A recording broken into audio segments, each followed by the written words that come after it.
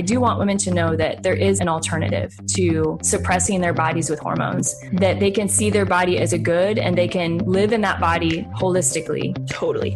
Oh my gosh, it's amazing. Join co-hosts Jamie Rocci and Teresa Kenny as they educate women about the beauty of the feminine design and empower women to take charge of their health. They're going to be so amazing. You're going to be so empowered by understanding your feminine genius and your hormone genius. I don't think I could live my whole life knowing this and not sharing it with anyone. Hello, everyone, and welcome to the Hormone Genius podcast. I'm here, of course, with my co-host, Teresa Kenny, with a silly, cute, little, funny, stuffed uterus behind her right shoulder. And it's cute, and it's distracting me in all the best ways.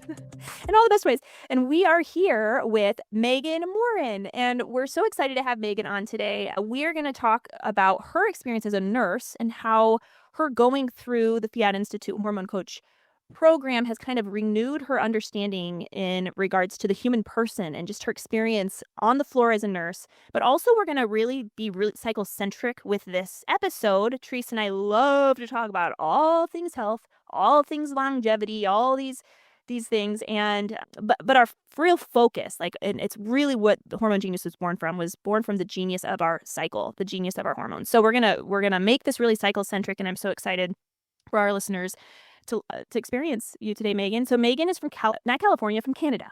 Yes, so she is from Canada, not California.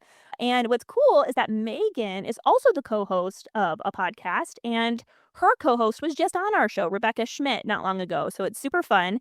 Meghan has 3 kiddos. Like I said, she's a nurse, she's a hormone coach, and we're so excited to get to know you more on this episode today, Meghan. Awesome. Thank you so much for having me. It's such an honor to be joining you. I've been listening to this podcast for a long time, so I'm kind of fangirling right now, too, as we're talking. Oh, well, from one podcaster to another, we got to stick together in this world and being good messengers for a worthy cause. So, Meghan, share with us about your experience, kind of like, the black and white to the colored vision of what life was like as a nurse. A lot of nurses, we have a lot of listeners who are nurses, and many of them are going to be able to relate to your story. But tell us, what was your experience like as a nurse prior to learning about the cycle, getting trained as a coach, hormone coach? And then now, what is your experience like as a nurse? Yeah, in nursing school, I actually never wanted to be a nurse in the first place. It kind of found me. And then once I was in nursing school, it really came that I could tell that it was going to be more than just a job. It was more of a vocation, but I was still really figuring out what that meant. And even into my nursing career, I started out in labor and delivery, and I was just I've always been drawn to women. The marvel of the body is just so amazing to me. And so being able to work in women's care was so special, especially because I was told all through school that it was going to be really impossible to land a job in that area. So that door opened and I jumped through it wholeheartedly. And I found that the longer that I was there, I noticed in myself that I stopped looking at the woman as the marvel that she was and started to really focus on the nitty-gritty, the vital signs, the monitors, the labs, and seeing the body as just a kind of a puzzle to figure out instead of looking at the woman as a whole and what she's doing, having a baby. It's just amazing. And so that was kind of starting to be a bit bothersome to me. And it made me ask a lot of questions. And then when I was myself trying to get pregnant, I kind of thought, well, I'm generally pretty healthy, I think. I've never been on birth control. My fertility should be just fine. And it wasn't happening. And it wasn't happening. And it wasn't happening. And I thought, what the heck is going on? And I asked my doctor, I was friends with through work. I kind of said, we've been trying for a little while and I don't really know what's going on. And she said, well, how long have you been trying? And I think at that point it had been 6 or 7 months. And she said, oh, well, we can't even have a conversation yet until it's been a year. And that really bothered me because I thought, well, there has to be surely something I can do in that meantime that could maybe help or optimize. But the door was closed. There was no more conversation. And so that projected me into looking into, okay, how do our hormones actually work? Because you would think I would know that by now with the education that I had, but it really wasn't dove into deeply. And so I started doing my digging. I realized how many things in the world interrupt our hormones, like the products that we use and our environment. And that was so interesting. And little tweaks I made, I noticed immediate difference. Like I remember reading that it's actually not normal to have cramps. And I just thought, well, as if it's impossible to have a period without severe cramps. That's just part of it, isn't it? And after making those tweaks and having my first period where I pretty much didn't have any cramps, like barely even knew I had it other than the bleeding, it just fired me up because I thought how many women are suffering and dreading their womanhood and their cycle because they just don't have this knowledge that is really honestly quite basic. And so then it made me angry. And that righteous anger just kind of built and festered underneath while I tried to figure out where to take that knowledge. And that's when eventually I found you and the Fiat Institute. And it just spoke to me. I knew this was where all of these puzzle pieces and stepping stones were leading me. And after some discernment and talking to you, Jamie, I decided to enroll. And that just, like you said, added the technicolor that I was looking for, that reminded me of how amazing women are in their entire creation, body, mind, spirit. And so I'm so grateful for that. And ever since then, I just try and find every opportunity that I can to share that with the people around me and through the podcast. And I hope that I can continue to do that work as long as the Lord lets me. That's so awesome, Megan. What a great story. And as Jamie said, one that would resonate with a lot of nurses, I'm sure.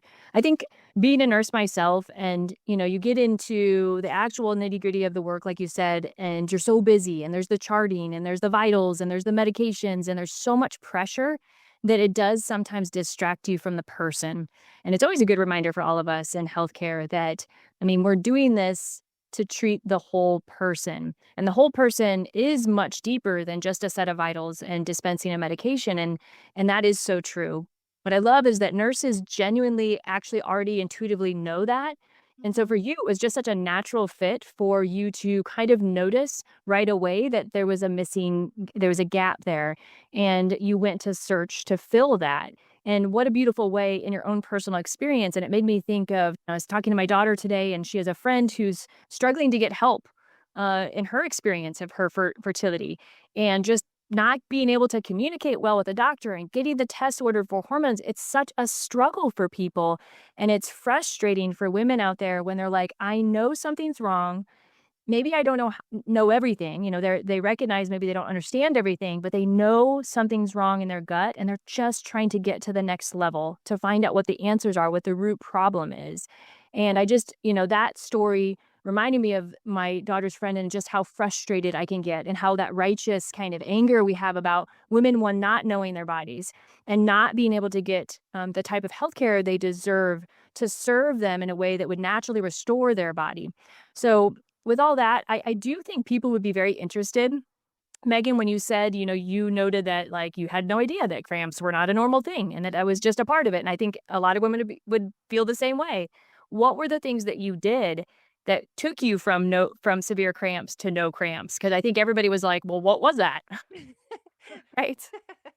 Yeah, it was very kind of minor things in a sense. I think a lot of the times when we have a complicated issue, we expect a really complicated solution. And really what it was I really took a look at my products, specifically looking at laundry detergent, shampoo, my makeup, all of the things that you use on a regular daily basis. I swapped those out for lower toxic products. And since then, oh my gosh, has that market exploded. And it's so exciting to see that happening.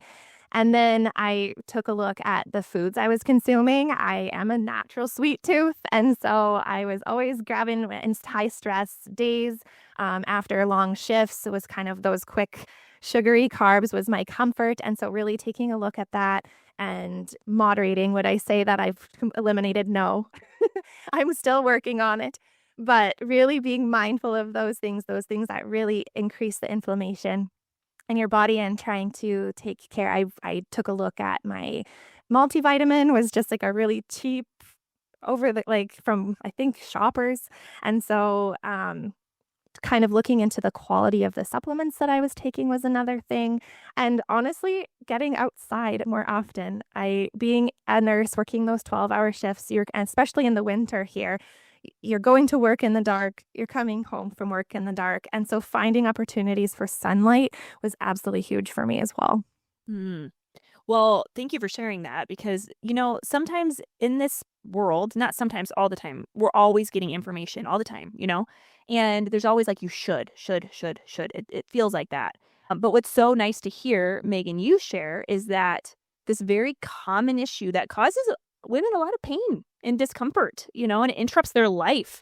It actually can be managed, like you said, with something that doesn't have to be super complicated, And so I love that you talked about how you kind of reduced your toxic load, you got outside, you started eating well. Often I think about how we take care of plants. You put them in the sun, you water them, you give them what they need nutrition-wise. When we think about how we can care for our bodies, first ask yourself, are you taking better care of your house plants than you are yourself? You know what I mean? I'm like, what the? You know what, guys? Any person listening, if you have cramps, PMS, anything, ask yourself that question. Literally hydrate and get some sun. Anyway, okay, Megan, so you shared how you wanted to get pregnant and it wasn't happening. And you're like, what the heck? This is crazy. So tell us about that journey as well. So what did you learn? What might have been the cause of that difficulty with fertility? Was there a diagnosis? Was it a lifestyle thing? Kind of walk us through some tips that you have learned in that process. Yeah, I think it was kind of a twofold scenario. I think lifestyle was a huge one. Stress was massive for sure. The environment that I was in on a regular basis was high intense and long hours and lots of night shifts, which was not conducive to happy hormones. And so learning to kind of support myself in that way, I ended up switching jobs to work a little bit closer to home. I was in a car accident, which made that commute really stressful. And so my husband and I realized, okay, maybe a lower paying job that's closer to home might be the solution here. And so that was a huge thing, managing stress. And then also, I honestly didn't know how to identify my ovulation. So I just assumed my app was telling me this is when I'm going to ovulate, kind of going based on that. And then learning how to actually look at your cervical mucus, see where those changes are happening was huge. It was mind-blowing, and it's something that I hope we can encourage more women to do, because if you're not ovulating, that's a huge piece of the puzzle there. Or if you're not timing things around your ovulation, it can't happen. We're only fertile for a very short amount of time, really. So yeah, those were kind of the two directions, was the lifestyle and being able to know what my body was actually doing when it was doing it. And so you're saying it kind of just happened then after that? Like, it wasn't like you had to go through a workup and you didn't find out it was a thyroid issue or PCOS or PMOS now. It was really, which is amazing and good news for a lot of people. And I want people to hear that and know, like, you have so much power within your own, life and self to be able to do lots of things to help your own fertility. And at the same time, if, you do those things and you still are not getting pregnant, that is your place of saying, okay, like, I need to investigate more. And that is something where the charting is the key. And you said this before we got on today, Megan, that you are working with people and it's the first place you have to start, right? And oftentimes it's surprising to us, because we've been in this world, that there are still a lot of women out there who aren't charting in a way that actually prospectively gives us data about what's going on in their body. They're using an app and they're just letting the app predict their ovulation. And we want women out there to continue to hear the message that it's your biological markers in your body that tell us what's going on in your cycle. And I always say, if you can't pinpoint your own ovulation by those biological markers, then it's going to be hard for us to get an accurate assessment of really what your hormones and what your body is doing. And so that was such a great, message for you to give to the listeners today, is that start with the chart, start with understanding how your body works. So with that, let's go into, Jamie always has great analogies, and she brought up, and I think it's because your website also is the fertile ground, so it's a perfect kind of analogy for us to continue to use. what are some other areas in the woman's body or in terms of health that you're seeing and maybe some of the clients that you're working at where you're like, this is telling us what's going on to some degree and what direction we need to go? What are the common symptoms you could say of the cycle or of hormonal symptoms that you're kind of seeing over and over with women you're working with? Yeah, I'm seeing a lot of women who I kind of have had two groups, I guess. Women who are trying to get pregnant for the first time and they're wanting to learn their body.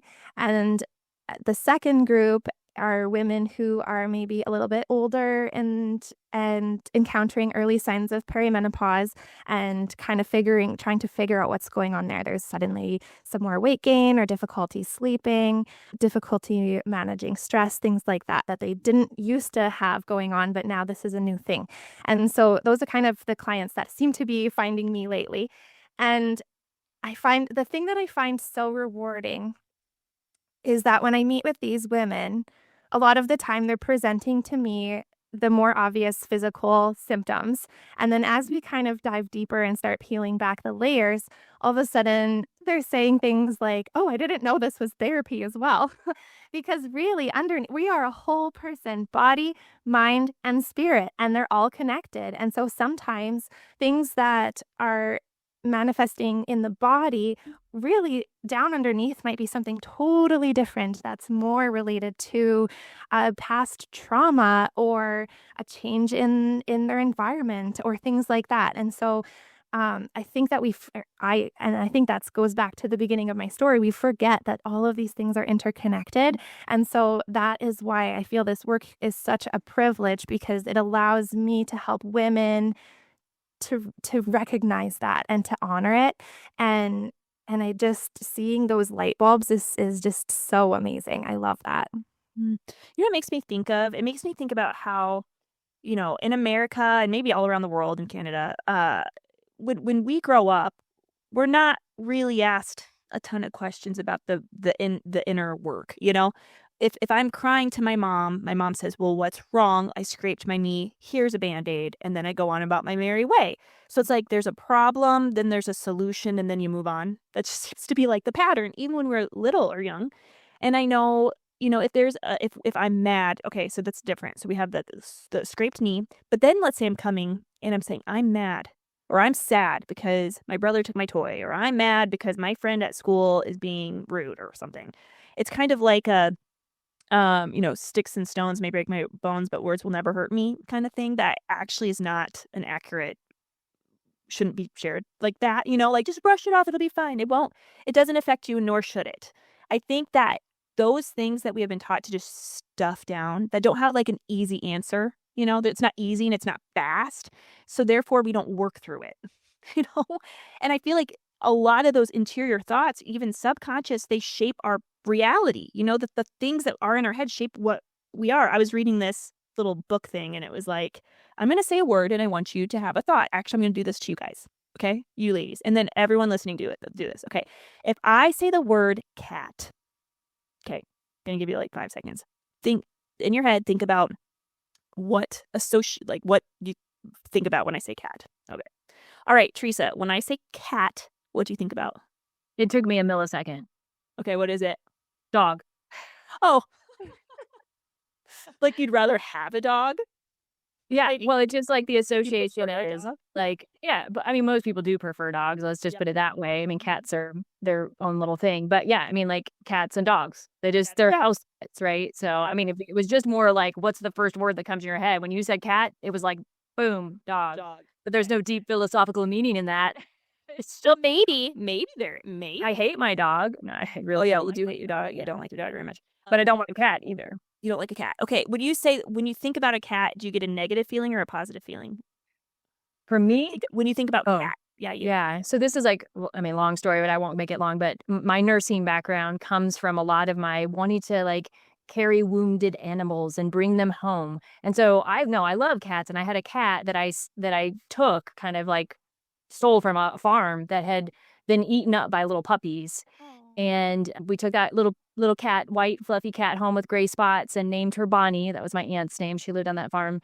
And we raised Bonnie as a very loving, sweet, actually great cat for our family. We had to get rid of Bonnie because my sister is deathly allergic to cats. So eventually it was just like, oh, I think Kathy is stuffy and sneezy all the time for that reason. But then we ended up getting the best dog in the entire world.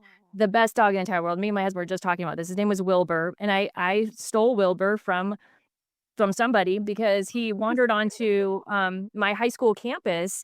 And I brought him into the principal's office and I said, can we keep the dog, this wandering dog here? And it had rope burns around its neck and I knew it wasn't treated well. And inevitably they let me keep it in the principal's office till school was over. And then I took it home and it became our family dog named Wilbur. And he was the greatest dog in the entire world. He was kind of like an Australian sheepdog. And he was just absolutely, and you don't recognize that until someday you get a dog named Emmett, who is not Wilbur. And all you think about is how we wish Wilbur would just go live somewhere else. Right. This was anyway. Sorry for that complete distraction. Like, they want to get to know us, Teresa. So you're welcome, everybody. Now we know more, which is great. Okay, this is good. All right, Megan, what about you? When I said the word cat, what word came to mind or phrases? Meow. Meow. Okay. Do you have I'm teaching my son animal sounds right now. So like cat meow. This is so funny. Do you have a positive or a negative thought when you think about cat?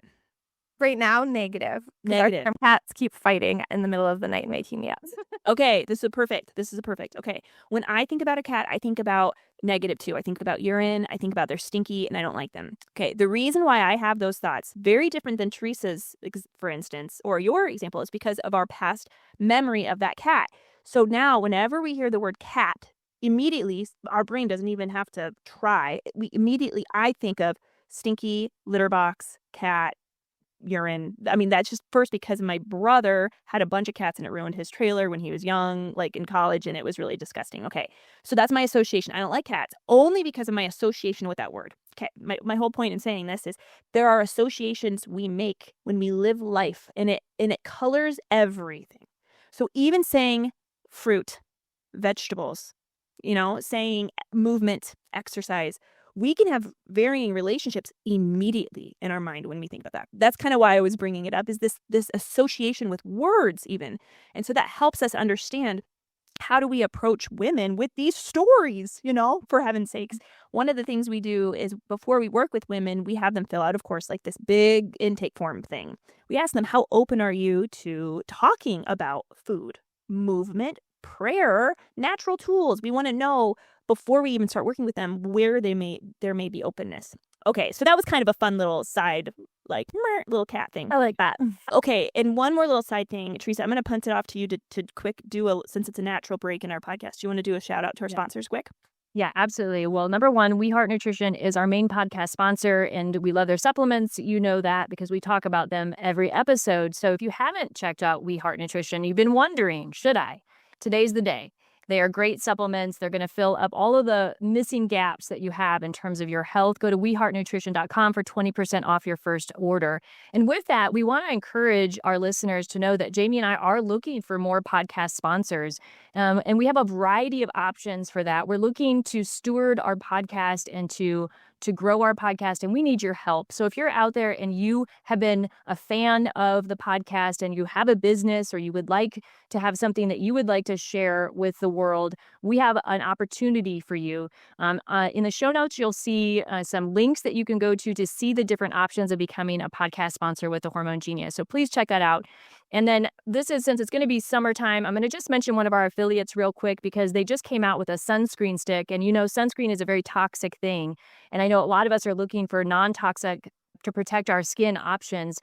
Grazing Beauty Tallow. Grazing Beauty Tallow has a sunscreen stick that you can apply to your face. It doesn't stay on white. It does absorb in. They have other sunscreen options that you can put on your whole body. So check out grazingbeauty.com, 10% off with our code Hormone Genius.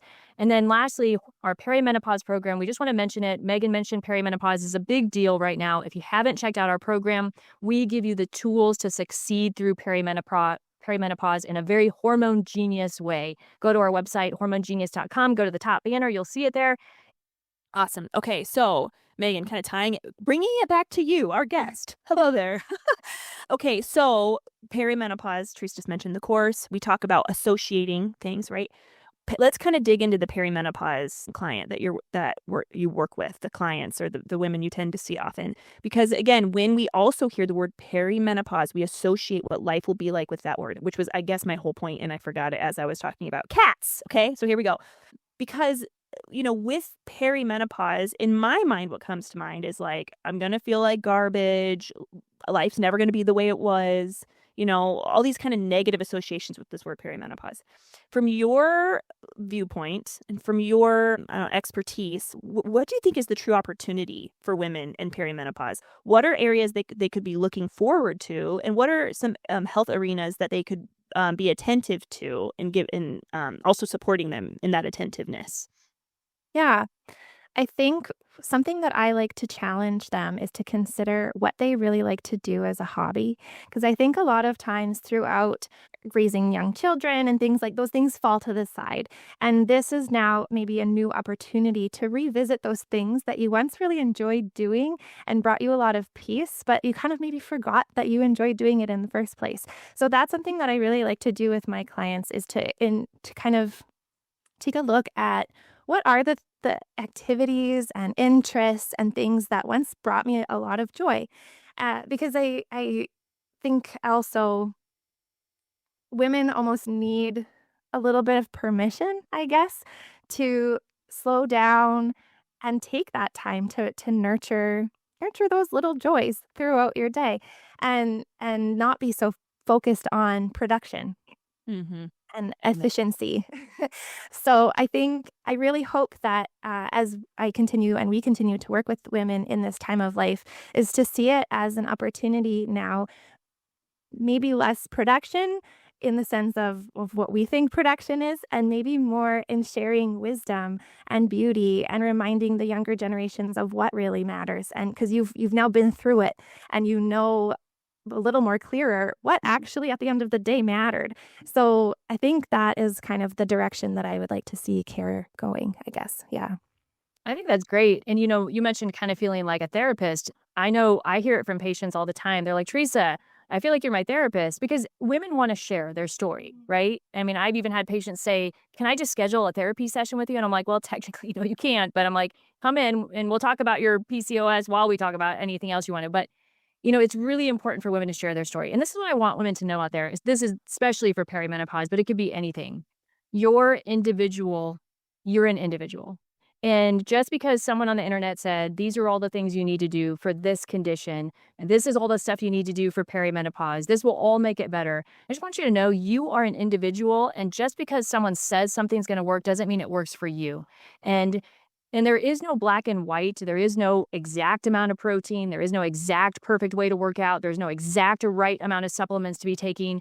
It is individualized to the person. And that's why working with somebody who is a coach possibly could be helpful, because they're going to help navigate that with you, learn what's going on in your body while they give you recommendations. Maybe try this. But there's a lot of trial and error in becoming kind of the best version of yourself that you want to see. And there can be suffering with it. And just because something isn't working for you, I don't want you to be out there going like, oh my gosh, I'm doing all the things and why don't I feel better? Well, all the things are not the things for you. So if it's that you need to just work with somebody a little tighter to be like, okay, well, exactly what are my priorities? And I like that you said that, because we forget what are the main things that you want to think about, like what's affecting your quality of life? How can you move the needle in those areas? And so you need to talk to other women. I think as we share these things, women get better, because just sharing them helps us feel better too. So I just wanted to say that. So Meghan, is there other things that you, I guess, want to share? I mean, what are the things in your heart today that like you think from what you've learned about women's health, what you've learned about being a nurse, that you wish that people understood better? Yeah, I think one thing is just again a reminder that we are born with inherent value. We're conceived with inherent value. And so that I think is so important, especially in the climate that we're seeing right now in healthcare, especially up here in Canada. And so that is something really near and dear to my heart. And I hope that through my work, that is something that I can really drive home as well. And I think if you are working in healthcare, and you're feeling like you're becoming a part of the machine, I guess. To really challenge that and be okay discussing, even just throwing an idea out there of, because I remember, sorry, I'm jumping all over, but I remember discussing due dates and I mentioned something like, well, we can rely on that unless someone knew when they ovulated, because that would be the most like sure thing. And I kind of got scoffed at, like, what woman is going to know when they ovulated with accuracy? And so just, and I, of course, laughed and went along with it. Oh, yeah, you're probably right. But now what I know, I wish I could go back and say, well, actually, this is how you do it. And you can, and we should be teaching women this. And so finding those little opportunities to, challenge those ideas that we are not smart enough to know our bodies, that we need to fully only rely on what the doctor or the labs or the whatever says, and really trust in your gut that if something is wrong and something doesn't feel right, there's probably a reason behind it, and it doesn't need to be dismissed right away. Oh, Megan, I just keep thinking about, again, all the nurses or women in healthcare listening to this. I just keep thinking about them, and I keep thinking, like, maybe, Megan, a platform for you could also be women in healthcare needing to understand their body. Like, if you're a nurse and you're like, okay, I can relate to this and I really need to understand my cycle and understand my health because I do not understand. I've never been taught. I mean, would you be open to working with them, Megan? Absolutely. I would love that. The more team members we have out there, the more we have force we have to make change. Real, true change. Yeah. True change. And this ripple effect, Megan, so, you're a nurse and you see the difference, the black and white to now the color, and it affects your job. Would you say that now knowing and understanding the woman's body the way you do, would you say that you enjoy your job a bit more, or maybe it gives more meaning to your job than maybe it had prior? Yeah, I think it slows me down too, instead of jumping from task to task, to really take a good look at who I'm working with. Right now, I work in long-term care. So now I'm working at the end of life. I started at the beginning, and now I'm at the end. And sometimes that's another time where that human value sometimes falls to the wayside. And so I think that change just really allows me to slow down and look them in the eye and see where they're really at, and take those little moments to just really communicate and hear them out, instead of just handing that pill and walking out the doors, right? And so it doesn't have to be grand hours in those ways, but just, I think people want to be seen, known, and loved. And so just literally making that extra eye contact, even as you hand them the pill, can make a huge difference. Right. Because we're talking about a couple of things. We're talking about, again, in this case, women in healthcare not understanding our body, but then also this other element of dignifying this person, the people we're working with, which is probably why women and men, anyone getting into healthcare, they see the dignity of that person, that they want to do that. And so really, it's kind of like a two-part problem. We're not taught as nurses, could be the thought here, and often that is the thought and the experience. And then secondly, I don't feel like I have purpose, or I'm not making the impact I want to make that I was really excited about making. So it's kind of like a two-part problem, that sometimes just understanding the dignity of our humanness can help bring light into our personal but professional life too. I think about, Megan, that knots image, KNOTS, the knots image that we have. We have the knottedness that we experience, either body, mind, spirit. And it doesn't just affect our body. Let's just say it is cramps. We're going to pretend, in my case, I have cramps. Okay, that's going to affect my mood, and it's going to affect my spiritual health. One thing isn't isolated. But then it doesn't just actually end with the impact on me. It then also influences my relationships. It impacts how I deal with my husband, my children. And therefore, then it leads to then impacting the impact I hope to make in the world. I can't imagine making any kind of impact if I'm in bed in pain. That's the thought process. So I think about women listening to this episode who are experiencing those knots. They're experiencing knots because they themselves are in healthcare and they're experiencing pain, or they're having like a crisis, a spiritual crisis, an emotional, mental crisis. It affects their life at home, their relationship with their coworkers, what have you. But then also impacts, again, what they hoped that they could have done when they came in. So again, Megan, I'm just like PRing you, but Megan would be an incredible gal to work with, again, if you just feel like something's missing and you're in healthcare. I just think, again, that you would be such a great resource. I totally agree with that. And I just want to say, I mean, I think because being in healthcare, I think COVID really highlighted this, Meghan, and I don't know what your experience of being, in that, just, I think there was a crisis, like in terms of healthcare workers being like, what are we doing? And who do I believe? What do I trust? And what are we doing for patients for real? And so I think a lot of people have stepped back in the whole thing of healthcare and said, we've got to get back to the basics. And the basic start, as you said, Meghan, was seeing the dignity of the human person. You had mentioned in Canada, things are getting a little crazy. Well, the United States ain't getting, we're all in the same boiling pot, right? So we all have to take the step back to say where the basic starts with the dignity of the human person. That's who I see. Why are we doing this? The purpose of this is deeper than just solving some sort of a puzzle. So we've got to get back to the basics there. And I think that will lead, something like assisted suicide, you had mentioned is increasing in Canada. It is in the United States. What if these people could just feel that they were seen, loved, heard, and actually get to the root of their problem? But are we forgetting that? Are we just like, well, if you want to end your life, okay, we'll help you. But we've forgotten to address the needs of the person. And that is devastating to think about, that someone would choose that path. But it was because we failed to see the dignity of them and to help them heal. And I think all of us who are in healthcare, like that's just a call of action, right? We can all do better. It's not all on one person, but we as a team can work together to do a good job of healing the whole person. Amen. Yeah. Well, Meghan, I know we're going to wrap up here too, but is there anything else you wanted to say about that kind of, experience of time for you and just, as we lived through that crisis and I don't even know what happened in Canada, I guess, but I mean, was it similar to the United States? I think so. Yeah. I just switched from labor and delivery into long-term care at that time that everything shut down. And it was devastating to me. There was people, I'm going to get emotional probably. There was so much loneliness. And I felt like people weren't allowed to have their families come in and people were like not able to be by their loved one's side as they were dying and people's hair wasn't even getting cut. And so everyone had this long, crazy hair that I was trying to curl and I just didn't have enough.